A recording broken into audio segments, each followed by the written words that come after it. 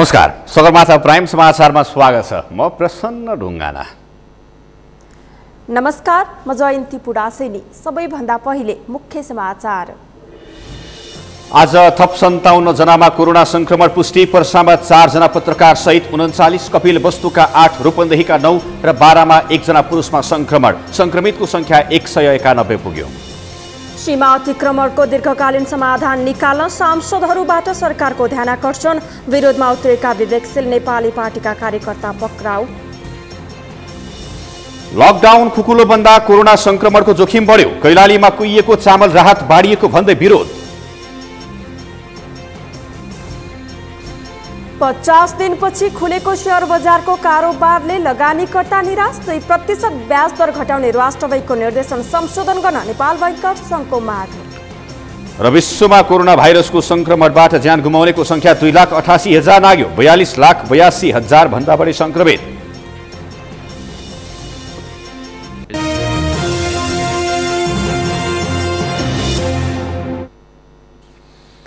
अब सगरमाथा प्राइम समाचार विस्तारमा। कोरोना भाइरस संक्रमण नियन्त्रण गर्न सरकारले गरेको लकडाउनको आज 50औं दिन पुगेको छ।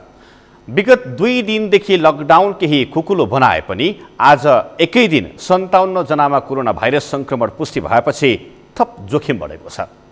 जोखिम बढ्न थालेपछि लकडाउनलाई थप व्यवस्थित बनाउन माग गरिएको छ। सन्तोष बेके थापाको रिपोर्ट। दशकवृहण कोरोना भाइरस कोभिड-19 नियन्त्रणका लागि सरकारले लकडाउन घोषणा गरेको आज 50 दिन पुरा भएको छ। यो अवधिसम्म आइपुग्दा काठमाडौँमा लकडाउन खुकुलोभन्दा खुकुलो बन्दै गएको छ। पछिल्लो समय सर्वसाधारण तथा सवारी साधनको सङ्ख्या पनि अत्याधिक धेरै चाहिँ सडकहरूमा देख्न सकिन्छ। मानिसहरू यति बेला सडकमा छन्। सवारी साधनहरू बाक्लो रूपले गुडिरहेका छन्। हामी यस अर्थमा पनि बुझ्न सक्छौँ कि लकडाउन पहिलेको तुलनामा झन खुकुलो बन्दै गएको छ र यसले काठमाडौँ उपत्यका भित्रको जोखिमलाई झनै बढाउँदै लगेको छ। काठमाडौँ उपत्यका बाहेक देशभरको अवस्था केही स्थानहरूमा खुकुलो छ भने केही स्थानमा अझै पनि कडाइ गरिएको छ। तर काठमाडौँ उपत्यकामा भने लकडाउन दिन प्रतिदिन खुकुलो बन्दै गएको छ। लकडाउन उल्लङ्घन दिन प्रतिदिन बढिरहेको छ।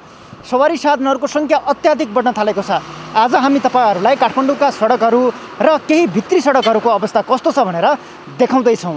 काठमाडौँको सेतो पुल स्थित यति बेला हामी यो मैतीदेवी नजिकैको स्थानमा छौँ। यहाँ बाक्लो रूपमा सवारी साधन गुडिरहेका छन् भने सर्वसाधारणको आवत जावत पनि बाक्लै रूपमा देख्न सकिन्छ।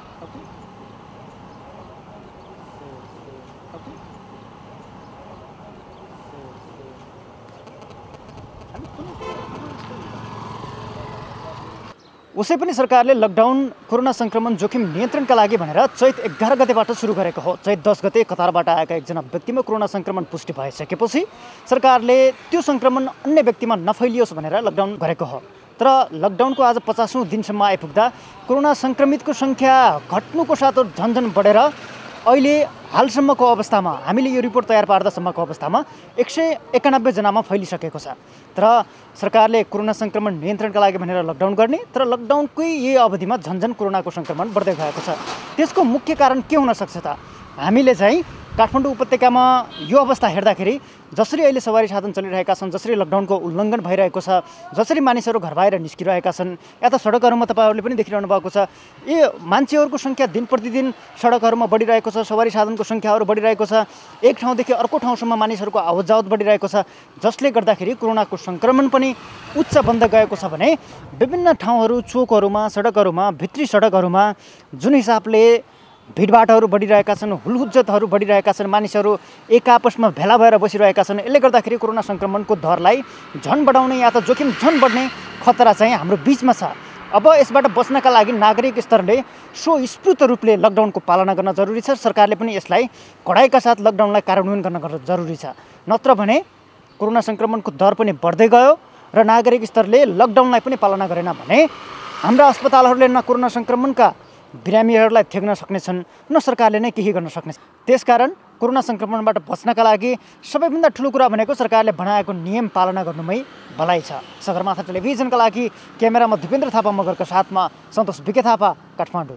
पछिल्लो केही दिन यता भारतले नेपाली सीमा मिचेपछि उत्पन्न बहसले नेपाली राजनीति तताएको छ। भारतले औपचारिक रूपमै महासरोवर जाने सडक उद्घाटन गरेपछि सत्तामा आएको नेपाल भारत सीमा विवादको समाधान के हुन सक्ला? श्रीकृष्ण सुवेदीको रिपोर्ट। भारतले नेपाली भूमि मिचेर लिपुलेकमा मानस सरोवर जाने बाटोको ट्र्याक उद्घाटन गरेपछि पुनः नेपाल भारत बीचको सीमा विवाद सतहमा आएको छ। पटक पटक विवादमा आउँदै सेलाउँदै जाने नेपाल भारत बीचको अहिलेको विवाद पहिलो र नयाँ भने होइन। नेपालको कालापानी, लिपुलेक र लिम्पियाधुराको नेपालको भूभाग गत नोभेम्बरदेखि नै भारतले आफ्नो राजनीतिक नक्सामा समावेश गरेपछि उत्कर्षमा आएको नेपाल भारत बीचको सीमा विवाद अहिले उत्कर्षमा पुगेको छ। केही दिन अघि मात्र ट्र्याक नै खोलेपछि अब समाधान कसरी गर्ने भन्नेमै अन्यल बढेको छ। यस बीचमा नेपालले भारतीय राजदूत मार्फत कूटनीतिक नोट पठाइसकेको छ, तर भारतले कोरोना महामारीको अन्त्यपछि मात्र वार्ता गर्न सकिने बताइरहेको छ। नेपालमा भने अब नेपाल भारत बीचको सीमा क्षेत्रमा पर्खाल वा काँडेताल लगाउनु पर्ने माग जबरजस्ती रूपमा उठिरहेको छ। नेकपाकै नेताहरूले नेपाल भारत बीच खुला सिमानाका कारण भारतले पटक पटक नेपाली भूमि अतिक्रमण गरेको भन्दै दीर्घकालीन समाधान खोज्नुपर्ने बताइरहेका छन्। त्यसको लागि सम्भव भएसम्म स्थायी पर्खाल नै उत्तम हुने र त्यसो हुन नसके काँडेतारले भए पनि नेपाली भूमिको सुरक्षा गर्नुपर्ने माग बढिरहेको छ। हुन त भारतले एकाएक नेपाली भूमि अतिक्रमण गरेको भने होइन। नेपाली नक्सामा 2018 सालमा तत्कालीन राजा महेन्द्रकै पालादेखि लिम्पियाधुरा, कालापानी र लिपुलेक हटेको सीमाविदहरूको दाबी छ। त्यस यता पटक पटक सतहमा आउँदै सेलाउँदै गरेको सीमा विवाद नवलपरासीको सुस्ता क्षेत्रमा पनि उत्तिकै छ। नेपालको 23 जिल्लाका 71 स्थानमा नेपाल भारत बीचको सीमा विवाद कायम छ। अनि कालापानी, लिम्पियाधुरा र लिपुलेक सीमा विवादमा चीनले पनि भारतलाई सहयोग गरेको भन्दै चीनसँग पनि वार्ता गर्नुपर्ने आवाज पनि उठ्न थालेको छ। चुनावका बेला पटक पटक तात्ने सीमा विवादबारे दीर्घकालीन समाधान खोज्नुपर्ने विज्ञले सुझाव दिएका छन्। त्यसको लागि आवश्यक परेमा अन्तर्राष्ट्रिय अदालतसम्म पुग्न सकिने, तर पहिले द्विपक्षीय वार्तालाई नै प्रभावकारी बनाउनु पर्ने विज्ञहरूले सुझाव दिएका छन्। सगरमाथा टेलिभिजनका लागि क्यामेरा पर्सन उत्सव वाग्लेका साथ श्रीकृष्ण सुवेदी, काठमाडौँ।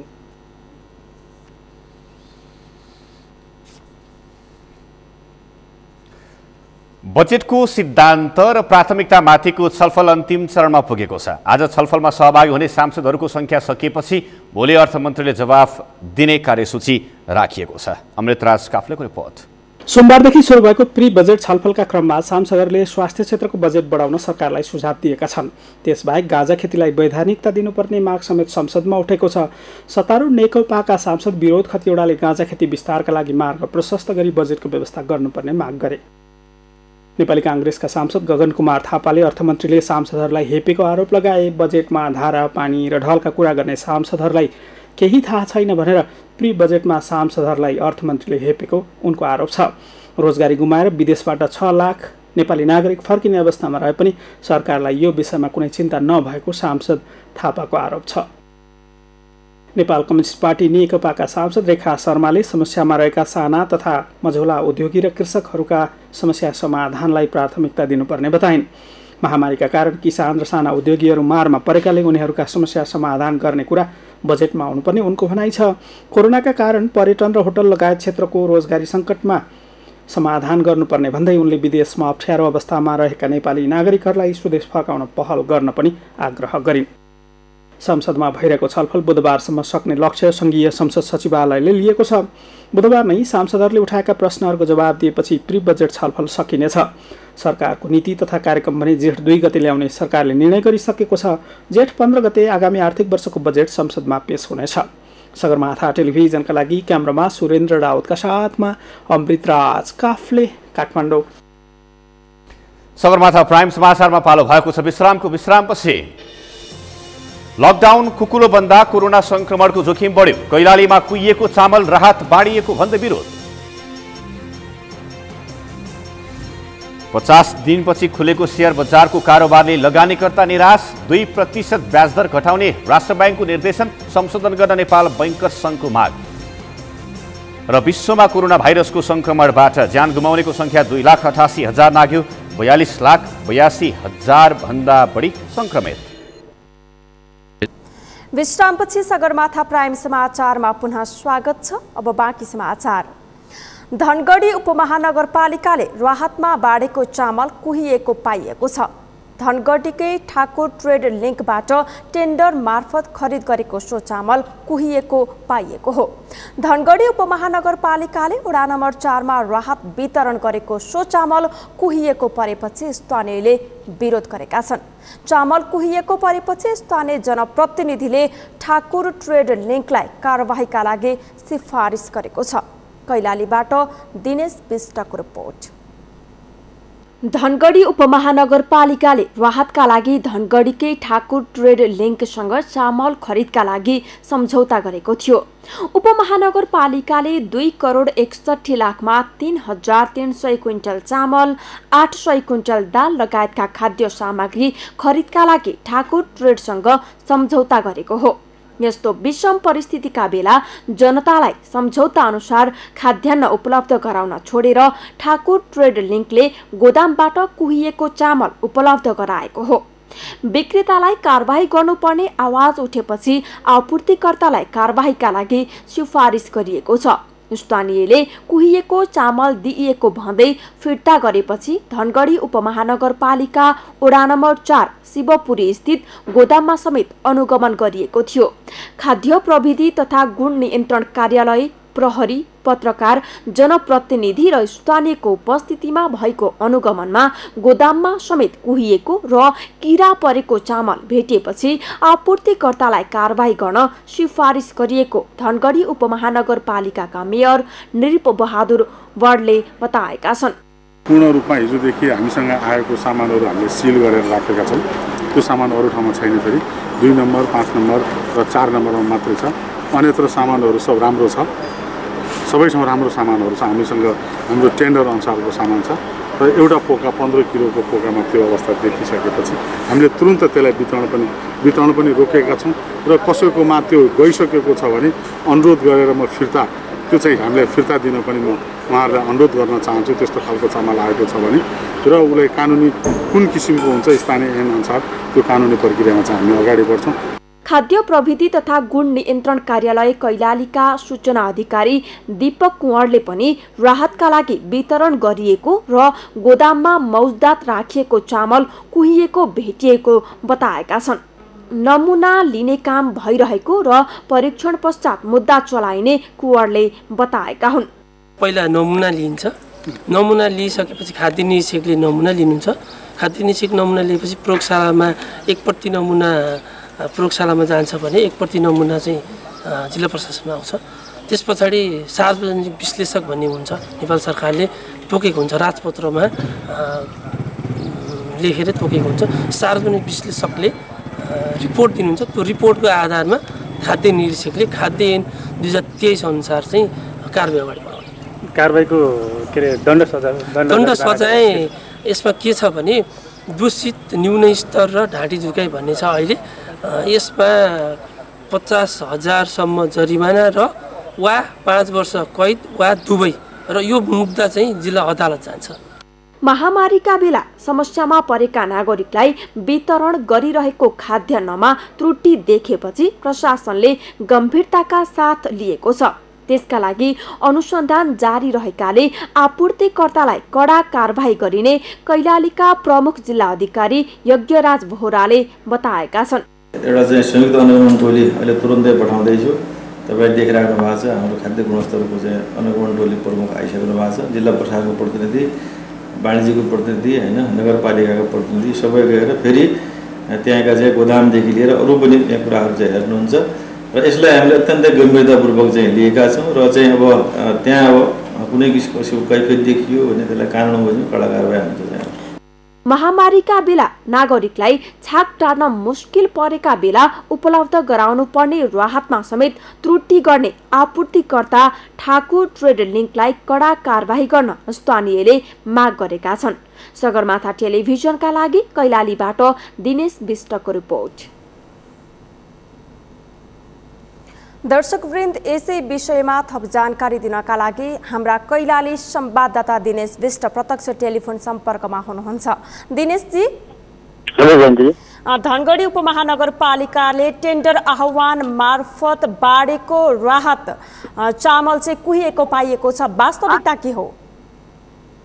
पक्कै पनि धनगढी उपमहानगरपालिकाले यो कोभिड-19 अर्थात् कोरोना भाइरसका कारण समस्यामा परेका नागरिकका लागि राहत स्वरूप खाद्यान्न वितरणका लागि धनगढी स्थित ठाकुर ट्रेड लिङ्क मार्फत 2 करोड 61 लाख रकमको टेन्डर आह्वान गरी खाद्यान्न चामल खरिद गरेको थियो। त्यो चामल वितरणको क्रममा धनगढी उपमहानगरपालिका 4 को शिवपुरी धाम नजिकमा राखेको गोदामबाट वितरण गरिएको चामलमा ढुसी र किरा कुहिएको चामल भेटिएपछि हिजो मात्रै स्थानीयले त्यहाँ गुनासो आयो स्थानीयको। त्यसपछि त्यसको छानबिन गर्दाखेरि अन्य गोदाममा रहेका अन्य चामलहरूमा पनि ढुसी र कुहिएको चामल भेटिएको अवस्था हो। त्यसपछि हिजोबाट नै प्रशासन र खाद्य कार्यालयले अनुगमन थालेको थियो, स्थानीय तहले पनि अनुगमन थालेको थियो।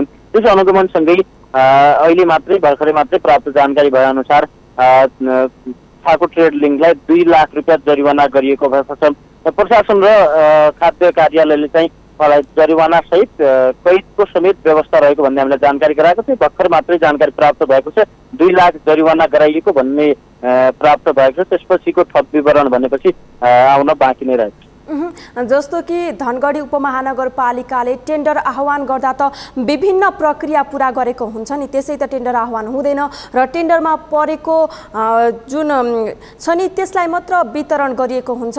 यसमा त महानगरपालिकाको पनि त कमजोरी देखियो नि। पक्कै पनि जुन अब चामल ल्याउँदाखेरि नै त अब कुनै 25 किलोको 30 किलोको अथवा 50 किलोको चामल हुन्छ, त्यसमा 15 किलोको पोका बनाएर वितरण गरिएको अवस्था हो। अन्य कुनै 10 किलोको र 20 किलोको पोका पनि छन्, त्यसमा 15 किलोको पोकामा त्यस्तो चामल भेटिएको भन्ने उपमहानगरपालिकाका मेयरले नै भन्नुभएको छ।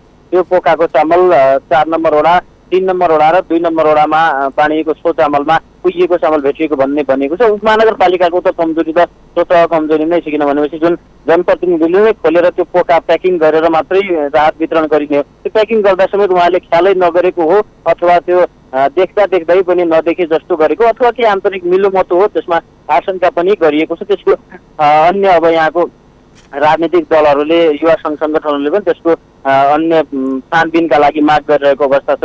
त्यो उपमहानगरपालिकाको कमजोरी त पक्कै पनि त्यसमा अब मिलोमतो हो कि भन्ने आशंका पनि गर्न सकिने अवस्था छ। जस्तो कि अहिले लकडाउनको लामो समय पनि भइसकेको छ र जहाँ कैलालीमा चाहिँ लामो समयदेखि बन्द रहेको अस्पतालहरूको ओपिडी सेवा पनि सञ्चालनमा आएको भनेर भनिएको छ।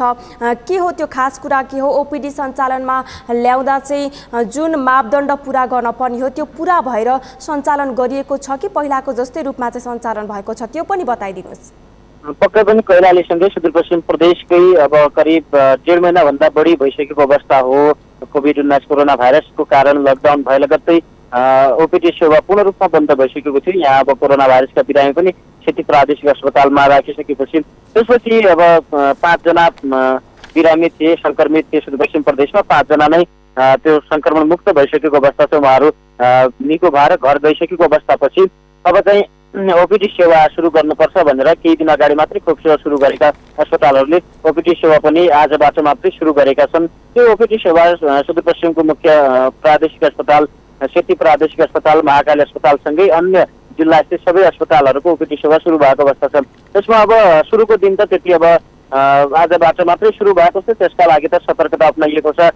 सामाजिक दूरी कायम गरेर चेक जाँच गर्ने अब अथवा त्यो सामाजिक दूरी कायम गरेर लाइनमा बस्ने जस्ता सामान्य सुरक्षा, स्वास्थ्य सुरक्षा त अप्नाइएको छ। यो पछि अब बढ्दै जाने हो भनेपछि आज मात्रै सुरुवात गरेको पछि अब बिरामीको सङ्ख्या बढ्दै जाने हो भनेपछि चाहिँ अलि अब त्यो सुरक्षा अप्नाउन चाहिँ अलि असहज होला कि जस्तो छ।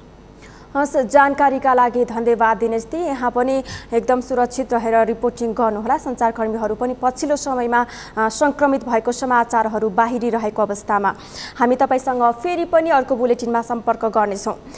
दर्शकवृन्द, नेपालमा एकै दिन थप 57 जनामा कोरोना भाइरसको पुष्टि भएको छ। यो सँगै नेपालमा सङ्क्रमितको सङ्ख्या 191 पुगेको छ।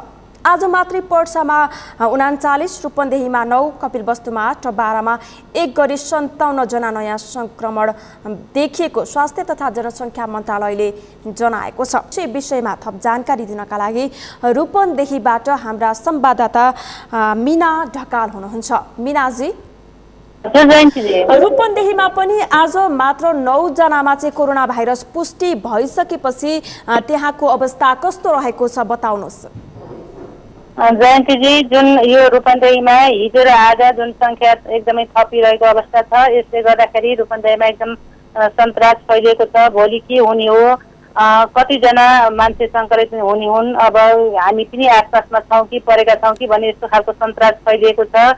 जुन हिजो रोजगारीमा गएका जुन नेपाली युवाहरू थिए, ती लुकीछिपी सीमावर्ती क्षेत्रमा जुन सीमा क्षेत्रमा खटिएका सुरक्षाकर्मीहरूको आँखा थली जुन नेपाल प्रवेश गरेका थिए, ती सङ्क्रमित ती जुन व्यक्तिहरू थिए तिनीहरू क्वारेन्टाइनमा रहेको र तिनीहरूको स्वाब परीक्षण गर्दाखेरि उनीहरू पोजिटिभ देखिएसँगै अहिले रूपन्देहीमा एकदम सन्तास फैलिएको छ। अब के हुने हो, कस्तो हुने हो भन्ने कुरा यहाँको जनमानसमा एकदम यो खालको त्रास छ। जयन्तीजी, जस्तो आज लकडाउनको पनि 50 दिन पुरा भइसकेको छ र सरकारले केही हदमा आर्थिक क्रियाकलापहरूलाई चाहिँ निरन्तरता दिने भनेर भनेको अवस्थामा लकडाउन केही खुकुलो पनि भएको छ र अहिले लकडाउन खुकुलो हुँदै जाँदा सङ्क्रमितको सङ्ख्या पनि दिन प्रतिदिन बढ्दै गइरहेको अवस्था छ। यस्तो अवस्थामा त्यहाँको विकास निर्माण जति पनि भइरहेका छन्, त्यसमा काम गर्ने जति पनि मजदुरहरू छन्, तिनीहरू पनि त थप सङ्क्रमित हुन सक्ने जोखिम त बढ्यो नि। हजुर जयन्तीजी, जुन सरकारले लकडाउन अलिकति केही खुकुलो पार्ने, उद्योग धन्दा कल कारखानाहरूलाई खुला गर्ने भन्ने कुरा जुन आइसकेपछि यहाँका उद्योग धन्दा कल कारखानाहरू पनि खोलिएको अवस्था छ। यहाँ काम गर्ने मजदुरहरूलाई बाहिर जान दिएको छैन भने त्यही कल कारखानामा राखेर उनीहरूलाई आवश्यक पर्ने सबै सामग्रीहरू त्यही उपलब्ध गराउने र बाहिर सम्पर्कबाट उहाँहरूलाई टाढा राखिएको अवस्था छ भने उहाँहरूलाई पनि सामाजिक दूरी कायम गरी यसरी काममा लगाइएको अवस्था छ। जुन रूपन्देहीमा अब प्रदेश 5 को कुरा गरौँ, प्रदेश 5 मा प्रदेश सरकारले चाहिँ यो गत शैक्षिक सत्रमा जुन विद्यालयहरूमा परीक्षा सञ्चालन गरिएको थियो, त्यो परीक्षाको रिजल्ट चाहिँ भोलिसम्ममा सबै विद्यालयहरूले प्रकाशन गरिसक्नुपर्ने यहाँ अब प्रदेश सरकारले घोषणा गरेको छ भने यही तयारीमा सबै विद्यालयहरू पनि लागिरहेको अवस्था छ। लकडाउन केही खुकुलो हुनाले सडकमा सवारी साधनको पनि चाप बढेको हामीले पाएका छौँ, जसले गर्दाखेरि अलिकति अब त्रास फैलिएको अवस्था छ। भर्खरै कपिलवस्तुमा अब यो नेपालगञ्जमा जुन सङ्ख्यामा यो सङ्क्रमणको सङ्ख्या दिन प्रतिदिन बढ्दो अवस्थामा छ। रूपन्देहीमा पनि त्यही दक्षिणी बेल्टमा यो जुन सङ्क्रमणको सङ्ख्या बढेको हुनाले अब के हुने हो भन्ने खालको सन्तास फैलिएको छ भने सामाजिक दूरी कायम यहाँका अत्यावश्यक सबै सामग्रीहरू जुन एक ठाउँबाट अर्को ठाउँमा पुर्याउने काम भइरहेको अवस्था छ। जयन्तीजी, 9 जना सङ्क्रमित भेटिसकेको छ। सुरुका दिनहरूमा चाहिँ नेपालमा PPE मास्क लगायतका अन्य किटहरूको पनि अभाव थियो। बीचमा फेरि केही यो सङ्क्रमण हुनबाट जोगाउनको लागि चाहिँ केही किटहरू बढाएर चाहिँ यो टेस्टको मात्रा पनि बढाइएको थियो। अहिले चाहिँ के छ रूपन्देहीमा? जयन्तीजी, जुन रूपन्देहीमा अहिले रेड जोनमा त परेको अवस्था छ भने यहाँ अहिले गत वैशाख 4 गते 1 जना पुरुषमा पोजिटिभ देखिएसँगै हिजो सोमबार 6 जनामा र आज 9 जनामा सङ्क्रमण पोजिटिभ देखिएको छ, जसले गर्दा यहाँ बिरामीहरूको चाप पनि बढ्दो अवस्थामा छ भने अहिलेसम्म रूपन्देहीमा PCR सङ्कलन 543 जनाको भएको छ भने PCR 473 जनाको रिपोर्ट आइसकेको छ भने यसमा जुन 16 जनामा पोजिटिभ देखिएको छ भने 70 जनाको रिपोर्ट आउन बाँकी रहेको छ। अहिले क्वारेन्टाइनमा 823 जना रहेको हामीले जानकारी पाएका छौँ। जयन्तीजी, हस्, जानकारीका लागि धन्यवाद। उहाँ हुनुहुन्थ्यो रूपन्देहीबाट हाम्रा संवाददाता मीना ढकाल। आज मात्र नेपालमा थप 57 जनामा कोरोना भाइरस सङ्क्रमणको पुष्टि भएपछि चाहिँ लकडाउनलाई के गर्ने र लकडाउन कस्तो हुन्छ भन्ने विषयमा पनि सर्वसाधारणमा पनि एउटा कौतूहलता रहेको छ, साथै सङ्क्रमण हुन सक्ने जोखिम पनि बढेको छ। हामीले हाम्रा जिल्ला संवाददाताहरू जहाँ चाहिँ आज मात्र पुष्टि भएको छ कोरोना भाइरस, त्यहाँका हाम्रा जिल्ला संवाददाताहरूसँग त्यहाँको अवस्था कस्तो रहेको छ, आम सर्वसाधारणमा कतिको डर रहेको छ भन्ने विषयमा कुराकानी गरिरहेका छौँ। यसै विषयमा थप जानकारी दिनका लागि कपिलवस्तुबाट हाम्रा संवाददाता रमेश मिश्रा प्रत्यक्ष टेलिफोन सम्पर्कमा हुनुहुन्छ। रमेशजी, हजुर जयन्ती। कपिल वस्तुमा पनि आज 8 जनामा एकैपटक कोरोना भाइरस संक्रमण पुष्टि भएको छ। यो पुष्टि भएसँगै कपिल वस्तुमा आम सर्वसाधारणमा कतिको डर देखिएको छ?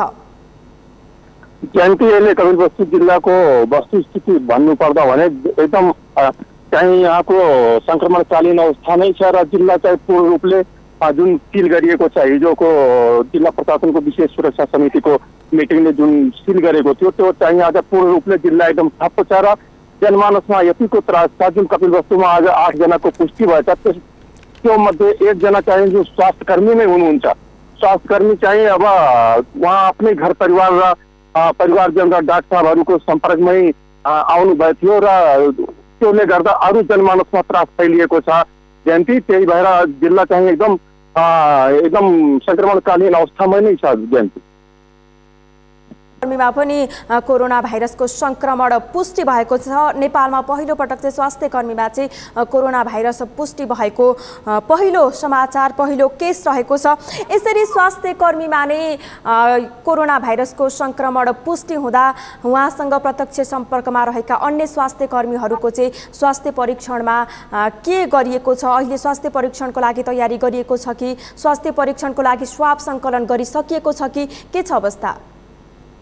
अहिले आधा घण्टा पहिला मैले यो जुन जिल्ला हेरिराख्नु भएको छ corona focal person Kumar Thapa, उहाँसँग सम्पर्क गर्दा उहाँले 7 जनालाई जुन आज 8 जनाको पुष्टि भयो, 7 जनालाई चाहिँ कोरोना अस्पताल बुटोलमा लगिएको छ र 1 जना जुन स्वास्थ्यकर्मी हुनुहुन्छ उहाँलाई चाहिँ यही जिल्लाकै अस्पतालमा चाहिँ भेन्टिलेसनमा राखिएको चाहिँ उहाँले भन्नुभयो र उहाँको परिवारजन जुन उहाँको प्रत्यक्ष सम्पर्कमा हुनुहुन्थ्यो उहाँलाई चाहिँ पछि चाहिँ हामीले के कस्ता हाम्रो 4 जनाको टिम छ त्यो टिमले के कस्तो निर्णय लिन्छ त्यही पनि हामी गर्छौँ भनेर कुमार थापाले भन्नुभएको छ जयन्ती। रमेशजी, जस्तो कि स्वास्थ्य कर्मीमा पनि अब संक्रमण देखिन थालिसकेपछि अस्पताल आउने अन्य बिरामी, उहाँसँगै काम गर्ने उहाँका सहकर्मी चिकित्सकहरू, अन्य स्वास्थ्य कर्मीहरूमा पनि त जोखिम बढ्यो नि, थप सतर्कता अपनाउनु पर्ने देखियो नि, के छ त्यसको केही व्यवस्था गरिएको छ कि छैन?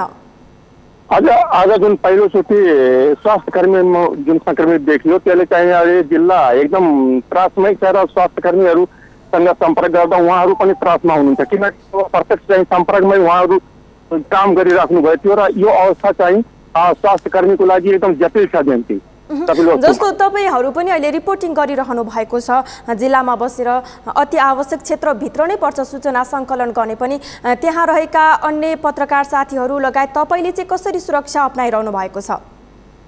अब हामीले जुन जिल्लामा अहिले हाम्रो साथसँग सम्पर्क गर्दा जुन अहिले जिल्लाको 10 गजामा नै उहाँले उहाँको भनाइअनुसार 23 जना जिल्लाको 10 गजामा नै छन् र त्यो चाहिँ तिनीहरू एकदम अब सेन्सिटिभ छन् तिनीहरू किनकि तिनको न बासको व्यवस्था छ न तिनलाई कुनै किसिमको त्यो गाउँमा गाटामा नै छैनन् तिनीहरू। त्यही भएर जिल्लाको एकदम स्थिति अब हामी पनि चाहिँ एकदम जटिल अवस्थामा छौँ र हामी आफ्नो सुरक्षित भएर नै काम अगाडि बढाइरहेको छौँ जयन्ती। हस्, जानकारीका लागि धन्यवाद। उहाँ हुनुहुन्थ्यो कपिलवस्तुबाट हाम्रा संवाददाता रमेश मिश्रा। आज मात्र 57 जनामा कोरोना भाइरसको संक्रमण पुष्टि भएको छ। यसै विषयमा हामीले हाम्रा जिल्ला संवाददाताहरूसँग कुराकानी गरिरहेका थियौँ। अब बाँकी समाचार। लामो समयदेखि जारी लकडाउन कास्कीमा पनि खुकुलो भएको छ। लकडाउन खुकुलो भएसँगै सडकमा सवारी साधन तथा सर्वसाधारणको उपस्थिति बढेको छ। कोरोना संक्रमितको संख्या थपिँदै गएको समयमा लकडाउन खुकुलो हुँदा जोखिम बढ्न सक्ने भन्दै स्थानीय चिन्तित भएका छन्। कास्कीबाट तुलसीराम सुवेदीको रिपोर्ट। लामो समयदेखि गरिएको लकडाउन कास्कीमा पनि खुकुलो पारिएको छ। राष्ट्रिय गौरवका आयोजनाहरू सञ्चालन गर्ने, जलविद्युत, खानेपानी, विमानस्थल निर्माणका काम सुरु गर्न दिने, औषधिजन्य वस्तुको उत्पादन, बिक्री वितरण, दैनिक उपभोग्य वस्तुको उत्पादन र बिक्री वितरण, निर्माणजन्य सामग्रीको ढुवानी, बैंकिङ सेवा सञ्चालन, कृषिजन्य वस्तु उत्पादन, उद्योग व्यवसायी र दैनिक उपभोग्य अत्यावश्यक सामानहरूमा उद्योग तथा व्यवसायहरू सशर्त बिक्री वितरण सहज गरिएको र प्रदेशका मुख्य नाकाहरूमा विशेष सतर्कताका साथ गण्डकी प्रदेशमा लकडाउन केही खुकुलो गरिएको गण्डकी प्रदेशका प्रमुख सचिव हरिप्रसाद बस्यालले बताए। हाम्रो चाहिँ अर्थतन्त्रलाई पनि दीर्घकालीन प्रभाव नपारोस्, नकारात्मक प्रभाव नपारोस् भनेर हामीले यतापट्टि कोरोना रोगको नियन्त्रण, यसको रोकथाम र चाहिँ यसको उपचारको व्यवस्थाको साथै यसको व्यवस्थापनको साथसाथै र अर्को पाटो चाहिँ अर्थतन्त्रको लागि गतिशील चलायमान बनाउनलाई पनि पर्छ कि भनेर गण्डकी प्रदेश सरकारले पनि सोचिरहेको तयारी गरेको अवस्था थियो।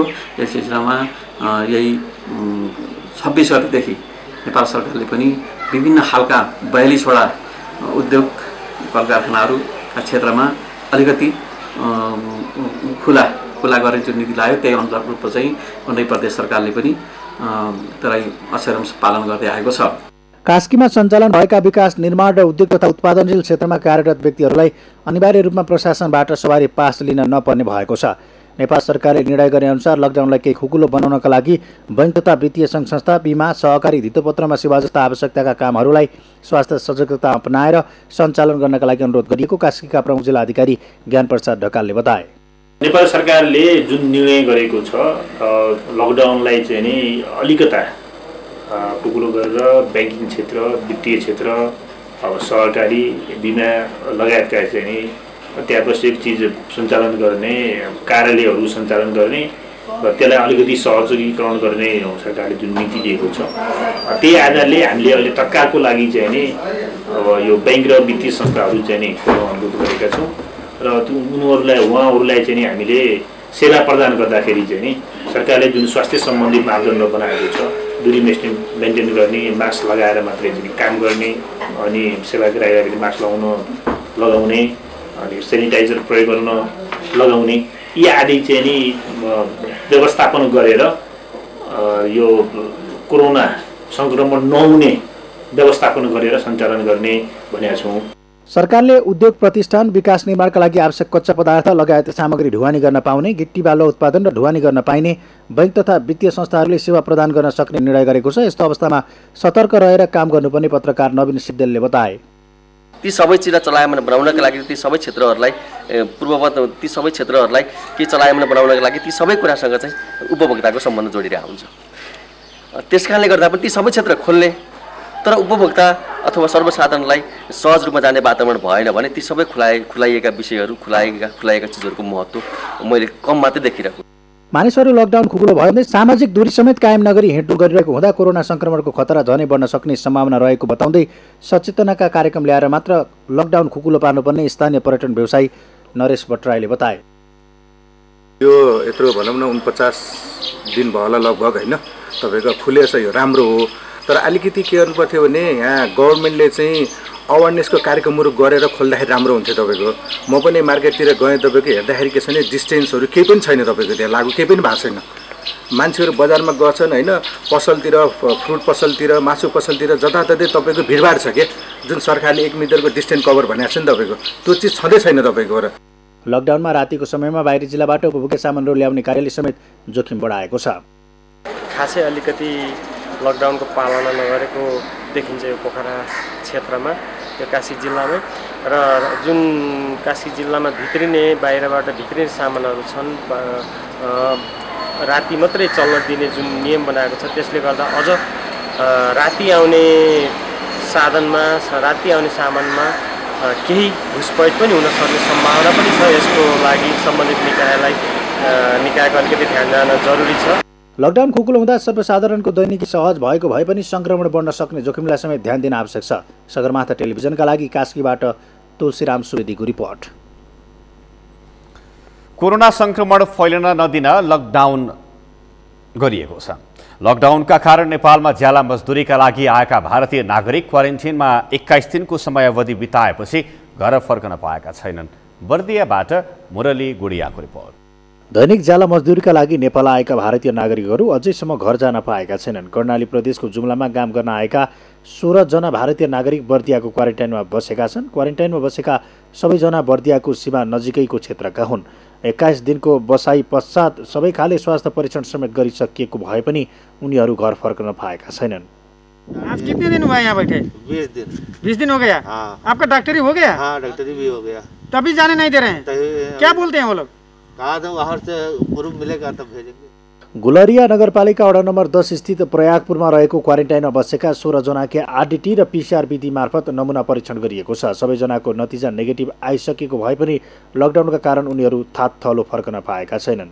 यहाँ पे आज 20 दिन बैठे हो गए यहाँ पे, और यहाँ का इंडिया का वो डीएम मांग नहीं कर रहा हम लोगों को। यहाँ का जो है नेपाल का जो डीएम है वो हमको जाने नहीं देता है, न उधर से मांग आ रही है न इधर से भेज रहा है। हमारे भी बच्चे भूखन मर रहे हैं, हमको बड़ी समस्या घर में है, हम लोग को जाने नहीं मिल रहा है, हम लोग को यहाँ पे भी बहुत परेशानी है।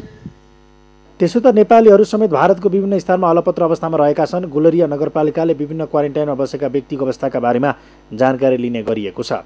प्रयागपुरमा रहेको क्वारेन्टाइनमा बसेका भारतीय नागरिकहरूलाई घर पठाउन त्यहाँ स्थित जिल्ला प्रमुखसँग समन्वय भइरहेको भन्दै केही दिनमै पठाइने स्थानीय सरकारले जनाएको छ। सिडिओ साहबसँग फेरि मैले कोर्डिनेसन गरेँ कि सर अब तिनीहरू घर जान खोजेछन्, हरेक चिजको टेस्ट पनि भइसकेको छ, कति दिनसम्म उहाँहरूलाई राख्ने। सिडिओ साहबले के भन्नुभयो, अब किनकि यस्तो सिस्टम छ हाम्रो दुई देशको सम्झौता अनुसार, नेपाल र भारतको सम्झौता अनुसार, अब दुवै देशको डिएमले उहाँहरूको के सम्झौता, माथिबाट सम्झौता अनुसार डिएमको सम्झौता हुन्छ। उहाँले के भन्नुभयो, मेरो डिएमसँग पनि कुरा चलिरहेको छ। आज हाम्रो सिडिओ साहबसँग राजदूत कार्यालयबाट केही कुनै साथीले फोन गरेको छ, छिटोभन्दा छिटो यो समस्याको समाधानमा 2-4 दिनमा गराइदिन्छु भनेर सिडिओ साहबले मलाई आज आश्वासन दिनुभएको छ। म पनि एकदमै पहल गरेकै छु। बाहिरी देश तथा नेपालका अन्य जिल्लाबाट भित्रेका व्यक्तिहरूलाई 14 दिनसम्म क्वारेन्टाइनमा राख्ने गरिएको छ। 14 दिनको बसाइपछि बसेकाहरूको आरटी तथा पीसीआर विधि मार्फत स्वास्थ्य जाँच गर्ने गरिएको छ। रिपोर्ट नेगेटिभ आए घर पठाई 1 हप्तासम्म होम क्वारेन्टाइनमै बस्न आग्रह गर्दै आइएको छ। तर आफूहरूको सबै प्रक्रिया पूरा भए पनि घर जान नपाएको उनीहरूको गुनासो छ। सगरमाथा टेलिभिजनका लागि बर्दियाबाट मुरली गोडियाको रिपोर्ट। लामो समयदेखि बन्द रहेको पश्चिमाञ्चल क्षेत्रीय अस्पतालको ओपीडी सेवा सुरु भएको छ। कोरोना संक्रमण फैलन नदिन गरिएको लकडाउनका कारण बन्द रहेको ओपीडी सेवा आजबाट सुरु भएको हो।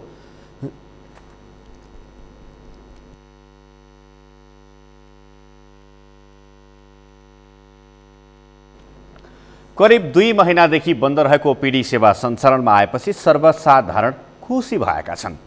सर्वसाधारणहरूका लागि सामाजिक दूरी कायम गरी ओपीडी सेवा सुरु गरिएको पश्चिमाञ्चल क्षेत्रीय अस्पतालका निर्देशक अर्जुन आचार्यले जानकारी दिनुभयो।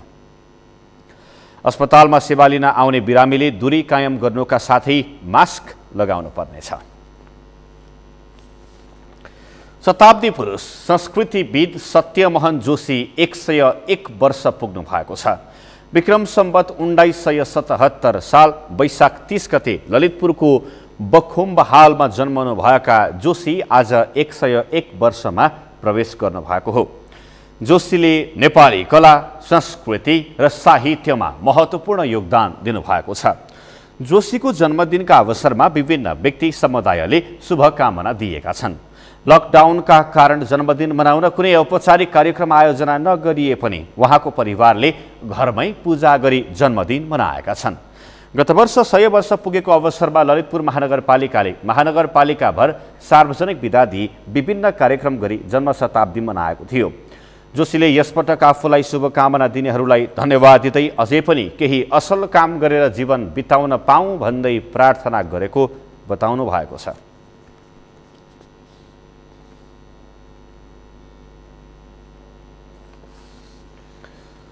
ब्लड क्यान्सर ल्युकेमियाको उपचार गराइरहेका 18 वर्षीय सोमनाथ ढकालको अस्पतालको बेडबाटै आफ्नो उपचारका लागि सहयोग गरिदिन माग गरेका छन्। इलाम बरबोटेका ढकालले आफ्नो आर्थिक अवस्था कमजोर भएको र सहयोगी हातको सहयोग बिना उपचार सम्भव नभएको भन्दै उपचारमा सहयोग गर्न माग गरेका छन्। उनले भविष्यमा केही गर्ने सोच भए पनि ठूलो रोग लागेकाले उपचारका लागि सहयोग गर्न माग गरेका हुन्। एक रिपोर्ट। यी हुन् काठमाडौँको त्रिवी शिक्षण अस्पतालको NS2 बेड नम्बर 606 मा उपचाररत इलाम बरबोटेका सोमनाथ ढकाल। उनी विगत 1 महिनादेखि त्रिवी शिक्षण अस्पतालमा ब्लड क्यान्सर ल्युकेमियाको उपचार गराइरहेका छन्। अस्पतालमा शारीरिक रूपमा शिथिल देखिएका उनमा भविष्यमा केही गर्ने अठोट छ। उपचार गर्न 20 देखि 25 लाख रुपैयाँ लाग्ने भएपछि उनी पैसाकै कारण उपचार गर्न नसकिएला कि भन्ने चिन्तामा छन्। त्यसैले उनले अस्पतालको बेडबाटै आग्रह गरेका छन्, मेरो उपचार गर्न तपाईले सहयोग गर्नुहोस्। तपाईको सानो सहयोग मेरा लागि ठूलो गुण हुनेछ। मलाई चाहिँ ब्लड क्यान्सर भन्ने रोग लागेको छ अनि घरको अवस्था पनि एकदमै कमजोर। बुवा पनि पहिलेदेखि रोगी हुनुहुन्छ अनि उपचार गर्नलाई अलिक समस्या भयो।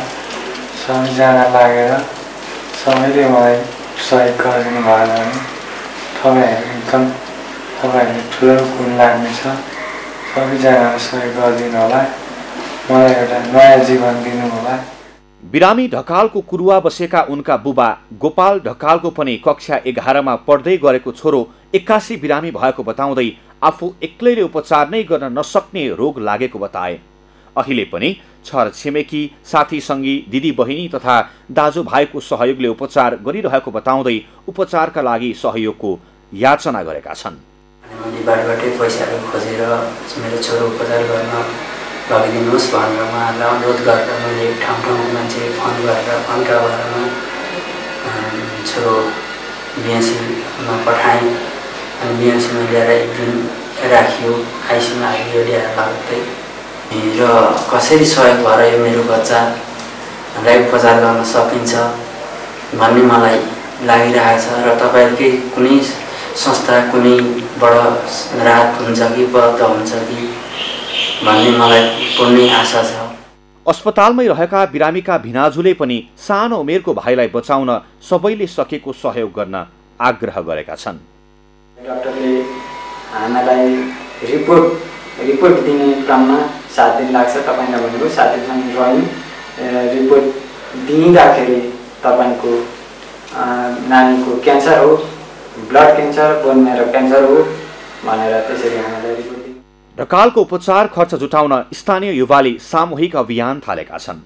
सामाजिक सञ्जाल तथा घर दैलो अभियान गरेर उपचार खर्च जुटाउने काम भइरहेको अभियन्ता दीपक ढुङ्गानाले बताए। ढकाललाई सहयोग गर्न इलामको प्राइम कमर्सियल ब्याङ्क बेब्ल्याटे शाखाको खाता नम्बर 10100119119 साथै ई सेवामा 98 42 76 66 66 र IMEPमा 98 52 68 03 40 मा सहयोग रकम पठाउन सकिनेछ। सगरमाथा प्राइम समाचारमा पालो भएको छ विश्रामपछि। 50 दिनपछि खुलेको शेयर बजारको कारोबारले लगानीकर्ता निराश। 2% ब्याज दर घटाउने राष्ट्र बैंकको निर्देशन संशोधन गर्न नेपाल बैंकर संघको माग।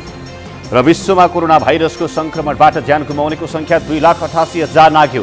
42,82,000 भन्दा बढी संक्रमित।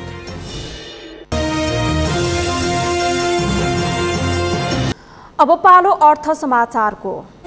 अर्थ समाचारका प्रायोजक हो आफ्नो विश्वास हो त्रिशक्ति सिमेन्ट।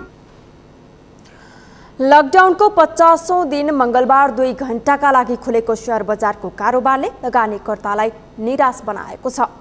झण्डै 2 महिनापछि आंशिक रूपमा सुरु भएको कारोबार घटेपछि लगानीकर्ताहरू निराश भएका हुन्। लकडाउनकै बीच पहिलो पटक मंगलबार खुलेको नेप्से परिसूचक 25.30 अङ्कले घटेपछि सर्किट ब्रेक लगाएर बन्द गरिएको छ। एक रिपोर्ट।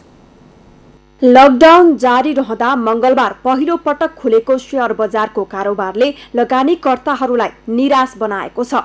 लकडाउन सुरु भएपछि गत चैत 11 गतेदेखि ठप्प भएको शेयर बजारको कारोबार 50औं दिनमा खुल्ला भए पनि लगानीकर्ता उत्साहित हुन सकेनन्। शेयर कारोबार मापक नेप्से परिसूचक मंगलबार एकै दिन 2% भन्दा तल झरेपछि बन्द भएको छ। नियामक निकाय धितोपत्र बोर्डले कारोबार समयमा नेप्सेमा 2% भन्दा घटबढ हुने बित्तिकै कारोबार रोक्न दिएको निर्देशन बमोजिम नेपाल स्टक एक्सचेन्जले कारोबार बन्द गराएको हो। सोही आधारमा नेप्सेले सर्किट ब्रेक लगाई मंगलबारको कारोबार बन्द गरेको हो। बजार खुलेदेखि नै निरन्तर ओह्रालो लाग्दै आएको नेप्से करिब 1 घण्टा 24 मिनेटको अवधिमा बन्द भएको हो। यद्यपि बोर्डले कारोबार अवधि 2 घण्टासम्म सीमित गरेको थियो। कारोबार मापक नेप्से परिसूचक 2.02% अर्थात् 25.30 अङ्कले घटेर 1226.15 मा रोकिएको छ। यस्तै सेन्सेटिभ परिसूचक 5.39 अङ्कले घटेर 265.67 मा पुगेको छ। कारोबार भएका कुल 11 उपसमूहको शेयर ओह्रालो लागेका छन्। बैंकिङ 26.11, होटल 3.38, विकास बैंक 15.36, जलविद्युत 15.35, वित्त 3.27, निर्जीवन बीमा 72.33, उत्पादन 34.36, अन्य 19.42, माइक्रोफाइनान्स 18.05, जीवन बीमा 157.78 र सामूहिक लगानी कोषको शेयर 0.01 अङ्कले घटेको छ। स्टकका अनुसार मंगलबार कुल 87 कम्पनीको 1,06,312 किता शेयर 10,43,72,646 रुपैयाँमा खरिद बिक्री भयो। कारोबार रकमका आधारमा नागरिक लगानी कोषको शेयर शीर्ष स्थानमा रह्यो। सो कम्पनीको शेयर 8,88,57,590 मा खरिद बिक्री भयो।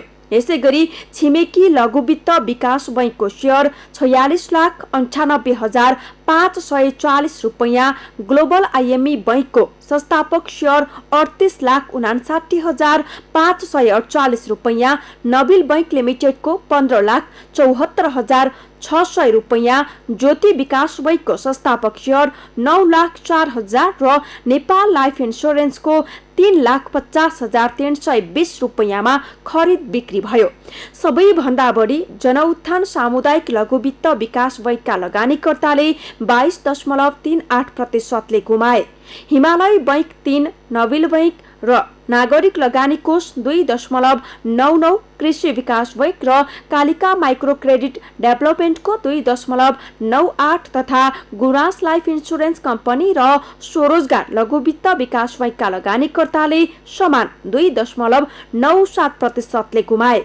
धितोपत्र बोर्डले कोरोना भाइरसको जोखिम कायमै रहेको भन्दै दिनको 2 घण्टासम्म शेयर बजारको कारोबार खुल्ला गरे पनि शेयरको मूल्यमा तीव्र गतिको गिरावट आएपछि बजार 1.5 घण्टामै बन्द हुने परिस्थितिले नेपालको अर्थतन्त्र अधोगतितर्फ उन्मुख भएको सत्य नकार्न सक्ने अवस्था नरहेको शेयर बजारका जानकारहरू बताउँछन्।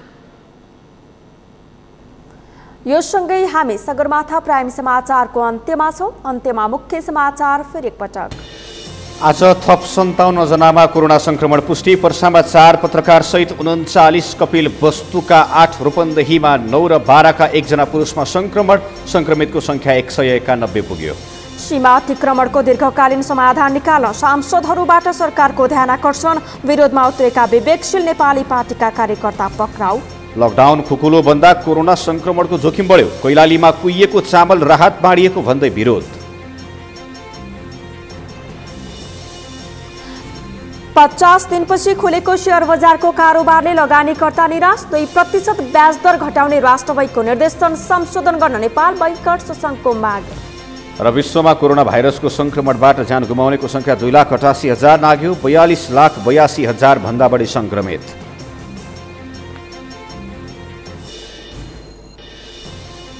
हौस् त सगरमाथा प्राइम समाचार अहिलेलाई सकियो। तपाईँ समाचार बुलेटिनका साथै सगरमाथा टेलिभिजनका सम्पूर्ण कार्यक्रम www.sagarmatha.tv मा पनि पढ्न र हेर्न सक्नुहुनेछ। साथै युट्युबमा youtube.com/sagarmatha.tv नेपालमा हेर्न सक्नुहुनेछ। मोबाइलमा प्ले स्टोर तथा एप स्टोरमा गई सगरमाथा टिभी एप डाउनलोड गरी हामीलाई प्रत्यक्ष हेर्न सक्नुहुनेछ। साथै तपाईँ हामीलाई फेसबुकमा पनि facebook.com/stv नेपालमा फलो गर्न सक्नुहुनेछ। समाचारको शिखर, नेपालको गौरव, नेपालको पहिलो न्युज च्यानल सगरमाथा टेलिभिजन हेर्दै गर्नुहोला। नमस्कार।